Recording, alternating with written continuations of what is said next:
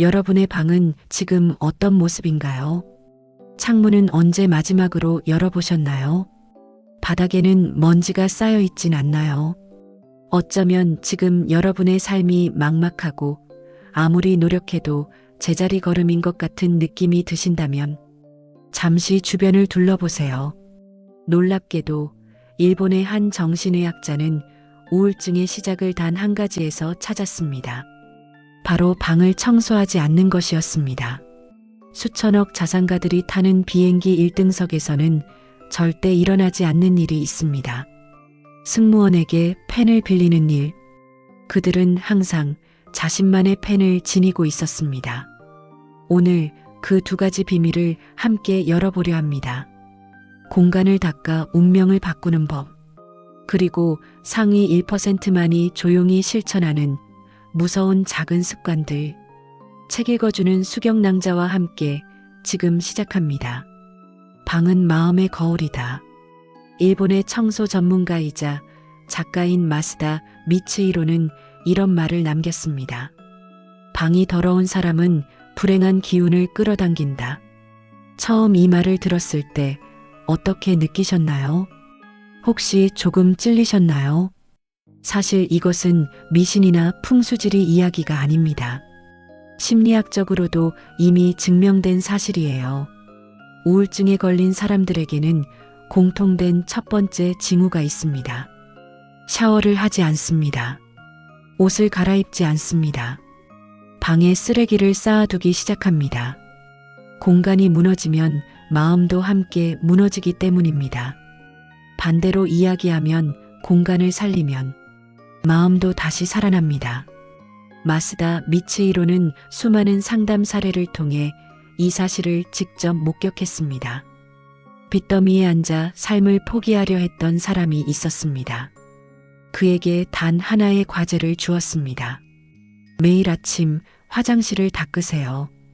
그 사람은 처음엔 반신반의했습니다.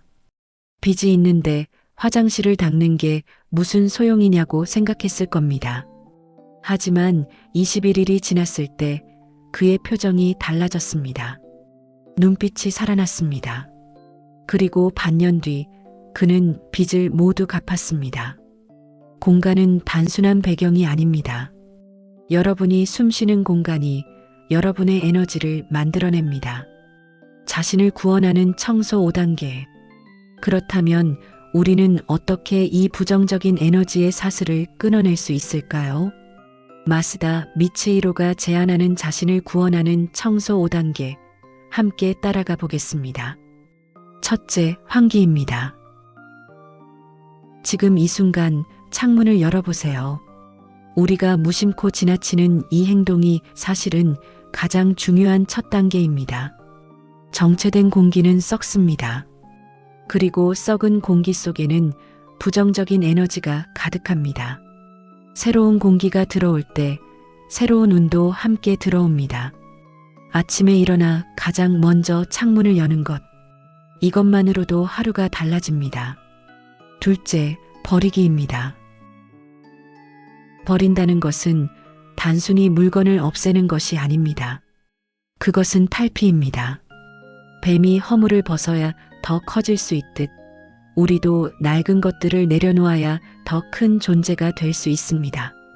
여러분의 에너지를 빼앗는 가십잡지, 과거의 영광에만 머물게 하는 낡은 트로피, 언젠가 쓰겠지 하며 쌓아둔 정체불명의 물건들, 그것들을 버릴 때 비로소 더 큰 내가 들어올 공간이 생깁니다.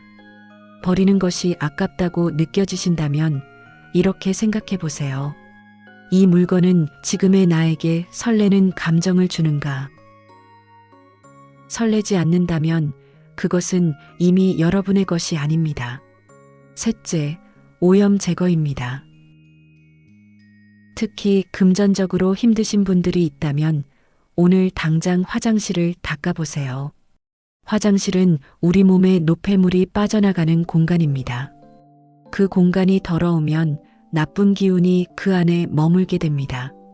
반짝반짝 빛나게 닦인 화장실은 단순히 청결의 문제가 아닙니다. 나는 나를 소중하게 여긴다. 는 선언입니다. 화장실이 빛나기 시작할 때 여러분의 눈빛도 다시 빛나기 시작합니다. 넷째, 정리정돈입니다. 사물에게 제자리를 찾아주는 것은 내 인생의 제자리를 찾아주는 것과 같습니다. 리모컨은 항상 같은 자리에, 열쇠는 항상 같은 고리에. 이런 사소한 질서들이 쌓여 삶 전체에 흐르는 질서가 됩니다. 무질서 속에서는 무의식적으로 늘 불안합니다. 뭔가 잊어버린 것 같고, 뭔가 빠뜨린 것 같고. 하지만 모든 것이 제자리에 있을 때 우리 마음도 비로소 제자리를 찾습니다. 다섯째이자 마지막, 21일 유지입니다. 뇌과학자들은 말합니다. 새로운 행동이 뇌의 습관으로 각인되는데 필요한 최소한의 시간이 21일이라고요. 딱 21일만 버텨보세요. 처음 사흘은 너무 힘듭니다. 일주일째에는 이게 정말 효과가 있나 의심이 들 겁니다. 하지만 21일째 아침, 여러분은 전혀 다른 공기를 마시고 있을 것입니다. 새롭게 태어난 자신을 만나게 될 것입니다. 마스다 미츠히로는 책에서 아주 흥미로운 사례들을 소개합니다. 수년간 적자에 허덕이던 회사가 있었습니다. 경영 컨설턴트가 들어가 가장 먼저 한 일이 무엇인지 아세요? 사무실 청소였습니다. 경영 전략도 새로운 마케팅도 아닌 청소. 그런데 놀라운 일이 일어났습니다. 청소를 시작한 지 3개월 만에 직원들의 표정이 달라졌고 6개월 만에 회사 매출이 오르기 시작했습니다. 왜일까요? 깨끗한 공간은 사람에게 자기 효능감을 줍니다. 나는 내 환경을 통제할 수 있다는 감각. 그 감각이 일에 대한 태도를 바꾸고 관계를 바꾸고 결국 결과를 바꿉니다. 뉴욕시에서 범죄율이 급감한 사건을 아시나요? 1980년대 뉴욕은 세계에서 가장 위험한 도시 중 하나였습니다. 시 당국이 범죄를 줄이기 위해 선택한 방법은 경찰력 강화가 아니었습니다. 지하철의 낙서를 지우고 깨진 유리창을 고치는 일이었습니다. 그것만으로 범죄율이 눈에 띄게 줄었습니다. 이것이 바로 유명한 깨진 유리창 이론입니다. 공간의 상태가 그 안에 있는 사람들의 행동을 결정한다는 것.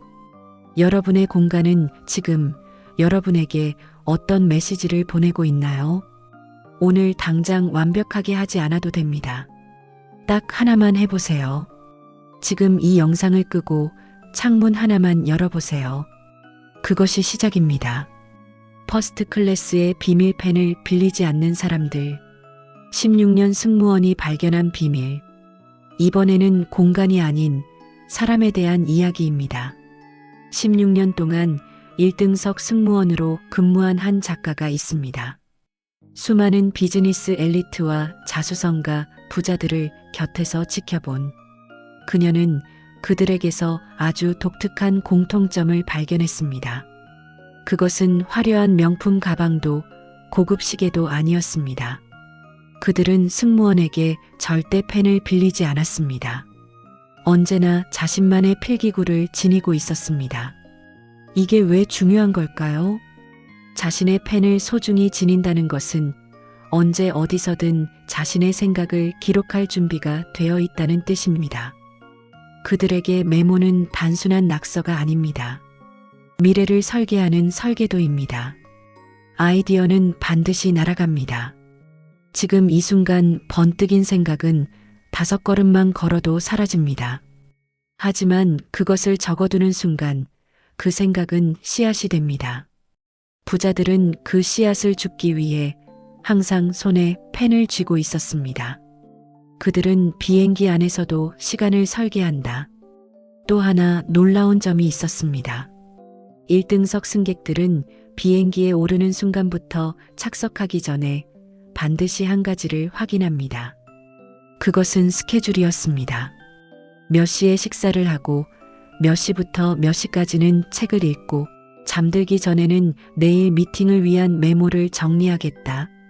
그들은 하늘 위에서도 자신의 시간을 완전히 통제하고 있었습니다. 반면 일반석에서는 어떨까요?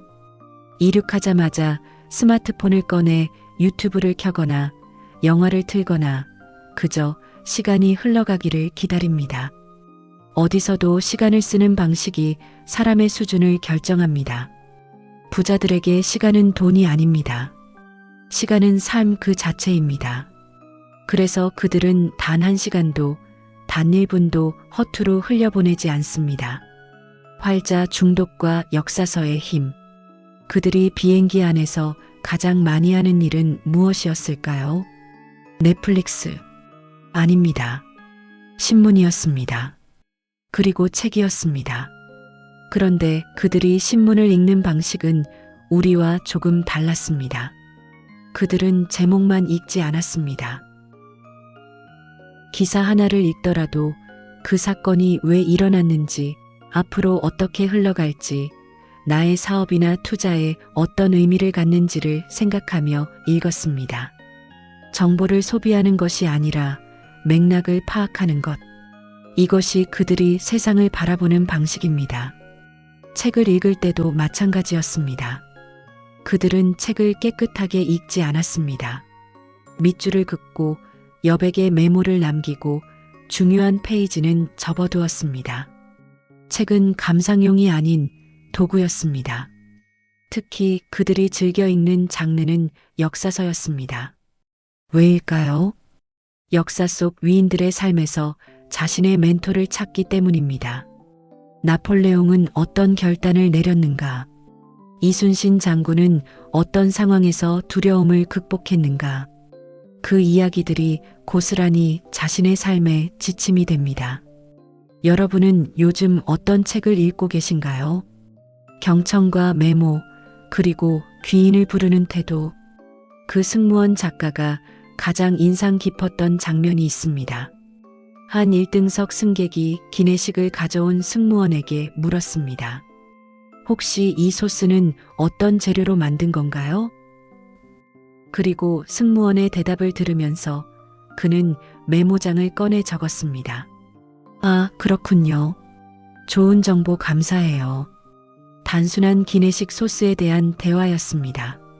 하지만 그는 그것을 기록할 가치가 있다고 판단했습니다. 이것이 바로 진짜 경청입니다. 상대방의 말이 중요하든 사소하든 배울 점이 있다고 생각하고 메모하는 태도, 그 태도가 주변 사람들로 하여금 더 많은 것을 나누어 주고 싶게 만듭니다. 우리가 흔히 말하는 귀인은 거창한 곳에서 오지 않습니다. 내 이야기를 진지하게 들어주는 사람 곁에 귀인이 모여듭니다. 메모가 300장 모이면 책 한 권이 됩니다. 지금 여러분 곁에서 스쳐 지나가는 모든 지혜를 제발 휘발시키지 마세요. 수경낭자의 재언 나를 귀하게 여기는 법. 오늘 2권의 책을 통해 이야기를 나눴습니다. 청소력과 퍼스트 클래스 승객의 습관. 얼핏 보면 전혀 다른 이야기 같지만 사실 이 2가지는 같은 뿌리에서 자랍니다. 바로 나를 귀하게 여기는 마음입니다.